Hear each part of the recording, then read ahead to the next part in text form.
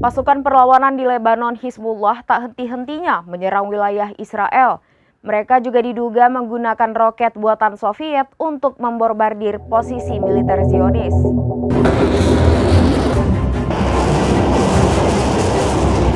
Pasukan perlawanan di Lebanon Hizbullah tak henti-hentinya menyerang wilayah Israel. Mereka juga diduga menggunakan roket buatan Soviet untuk membombardir posisi militer Zionis. Menurut laporan, Hizbullah meluncurkan serangan ke pangkalan militer Nimra milik Zionis. Akan tetapi mereka tidak memberikan rincian kerusakan apa yang ditimbulkan akibat serangan itu. Sementara serangan ini diklaim sebagai pembalasan atas tindakan militer rezim Zionis di Baalbek. Diketahui, peluncur roket milik Uni Soviet, Katyusha, dikenal sebagai salah satu senjata paling mematikan saat Perang Dunia II. Saat roket diluncurkan, musuh disebut akan ketakutan.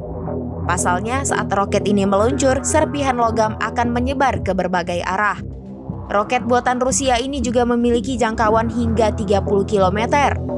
Sementara pada Minggu 7 Juli 2024, Hizbullah disebut menembakkan lebih dari 100 rudal, menyebabkan 250 juta penduduk Israel mengungsi.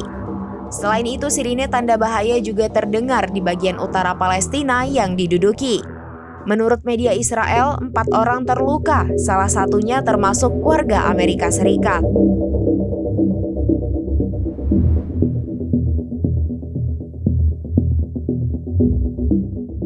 Demikian informasi terkini Syederalon, saksikan terus informasi lainnya. Jangan lupa like dan share seluruh akun serambinews.com.